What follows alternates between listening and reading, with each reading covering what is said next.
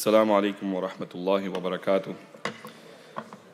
Alhamdulillahi rabbil alameen, as-salatu was-salamu ala nabiyyina Muhammad wa ala alihi wa ashabihi ajma'een. There's an ayah that's coming up in which Allah subhanahu wa ta'ala says, يَسْأَلُونَكَ عَنِ الْخَمْرِ وَالْمَيْسِرِ قُلْ فِيهِمَا إِثْمٌ كَبِيرٌ وَمَنَافِعُ لِلنَّاسِ وَإِثْمُهُمَا أَكْبَرُ مِنْ نَفْعِهِمَا. Allah subhanahu wa ta'ala says, they ask you, O Prophet, about intoxicants and gambling. Say, there is great evil in both, as well as some benefit for people. But the evil outweighs the benefit. My dear brothers and sisters, one of the most harmful and insidious evils of our time is alcohol and substance abuse. And you will not, maybe if you have not been exposed to it, you may be like, nah, this is not a problem in our community. This is a problem in our community as well. And may Allah protect us all, but if this problem comes in a family, if someone becomes a substance abuser, whether it's alcohol or some other forms of drug, it not only destroys the person themselves, but it eats up the entire family and the social network that they have. It is burdensome on everyone.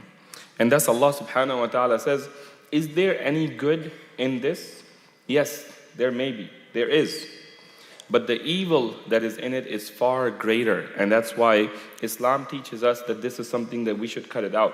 But subhanAllah, the wisdom of Allah is that when people were used to drinking, this was the initial command, which was not a command at all, but a recommendation, a warning that intoxicants are not good for you. You should try to cut them out, but there's no command yet.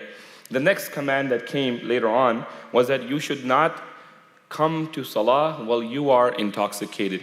So it will limit the time that they are drinking. And then the third command that came was to completely cut out.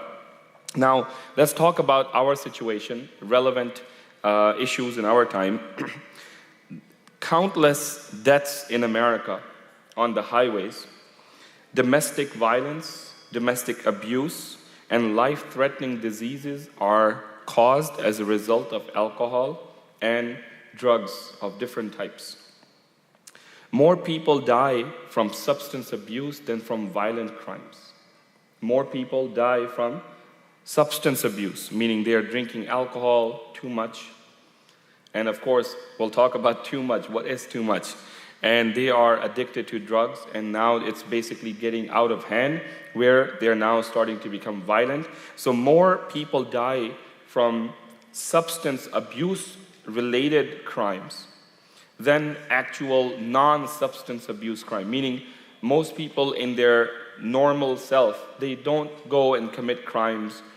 But when a person is involved with drugs, then that is something that really changes even the way their brain works.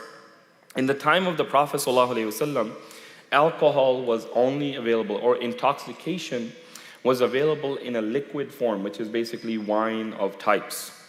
But later on, we saw the introduction of opium, hashish, and other types of narcotics. Now you have fentanyl, you have all sorts of stuff out there, which is some very, very, very evil, bad stuff out there. If you go on YouTube and you look at cops being exposed to lethal doses of fentanyl, that sometimes a cop is inspecting a car and they open up a bag which is laced with fentanyl, and just a slight little whiff of it, it knocks the person out. They have to give them multiple doses of Narcan in order to revive them, otherwise this person is dead. And this is just a person who is inspecting a bag. He has gloves on, he's staying away, he's not trying to smoke it. And that's why those who are smoking, those who are doing some sorts of drugs, when those drugs are laced with these type of stuff, there are so many overdoses that happen because they are too strong. But people are, the bad people out there, they're putting that bad stuff. I mean, there's bad drugs, and then you put even worse on top of that, and then you give it to the people. My dear brothers and sisters, when Allah subhanahu wa ta'ala gave the final command of intoxication being prohibited, the streets of Medina flowed with alcohol. But again, inshallah, all of us know that alcohol is bad and we need to stay away from it. We're not going to dwell on that part. What I want to talk about is, number one, the Prophet ﷺ said that whatever is intoxicating in large amounts is also intoxicating in small amounts. Some people have this idea that I'm not drinking a lot, I'm just doing little bit. The thing is that shaitan, we just talked about it, وَلَا تَتَّبِعُوا خُطُوَاتِ الشَّيْطَانِ. Don't follow the footsteps of shaitan. Shaitan will not tell you go and drink if you're not a person who drinks. He's not going to tell you go and do drugs. First, you're going to start hanging out with people who do it. You will become okay with the smell of it. You will become okay with needles lying around. The next thing is like, hey, why don't you give it a try? And it gets worse and worse from there, because shaitan has been trying these techniques from a long time. So, my dear brothers and sisters, our Prophet ﷺ, he cursed 10 people in connection to wine. 10 people with connection to wine. He says, number one, the one who squeezes the grapes in order to get the juice out of it, in order to make wine. So he's not doing anything about wine, he's just squeezing grapes. He says this person is cursed, because what he's doing is going to lead to alcohol. He says the one who has it pressed, the one who brings him the grapes, he says, hey, can you squeeze it for me? The one who drinks it, the one who transports it, the one to whom it is conveyed to. So for example, if someone is ordering it, hey, bring me a box. The one who serves it, the one who sells it, the one who benefits from the price paid for it, the one who buys it, and the one for whom it is bought. All 10 of these people are cursed by the Prophet ﷺ, because it is something, it's a door that you are opening, which is an evil door, and it's going to affect the people negatively. So now, that was my 7-minute alarm.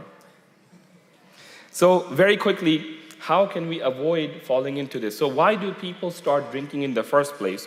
There are some things which cause people that they're looking for a solution to a problem. What are these problems? Number one is stress. They are stressed out in life.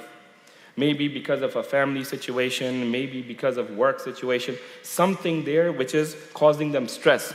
Emotional distress. They are hurt by something. They're sad about something. Environmental cues, like people around them doing it.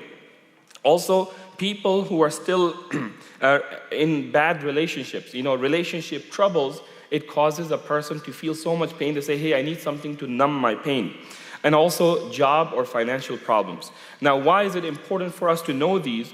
If you are someone who is going through these, there are healthy ways of tackling these problems, as opposed to going into drugs and alcohol in order to numb the pain. Because that is not a problem, that is solving one poison with a greater poison, which will lead you to even greater poisons. So one of the things that we should all do is to practice healthy living. Number one is try to be an active person, because when you are not moving around, actually your body has a negative impact of that with your emotions, not getting out into the sun, not getting out fresh air. It will actually make you more and more depressed. So it's good to get out. If you have nowhere to go, come to the masjid for salah. Also, making time for recreational activities and hobbies. Make time for having fun. Go out with your family, go to the park, go out with friends, have some fun. If you're always working, and always at home, you're just coming home to sleep, just taking care of business, your stress levels are going to rise, because we're not able to continue to handle stress non-stop for a long period of time. Eat regular and well-balanced meals, because what we eat also has an impact, and there are some stuff in there that if you're eating something too much, it may be causing a certain problem within us. Also, get very good amount of sleep. Sleep, by the way, is one of the most common reasons for the onset of mental illness. Lack of sleep, if you're not sleeping enough.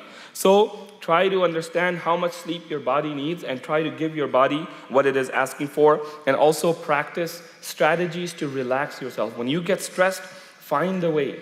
Go to speak to a friend. Go get out some fresh air. Whatever it is, learn what you need to learn. If you don't know anything, come and talk to me, inshallah, and we can talk about how we can help manage stress. I'm not a mental health expert. I'm not an addiction specialist, but inshallah, maybe I can connect you with someone. I can share with you some wisdom that I may have. And we also have, of course, Dr. Umar here, who can give you a lot more about that. Subhanakallahumma wa bihamdik.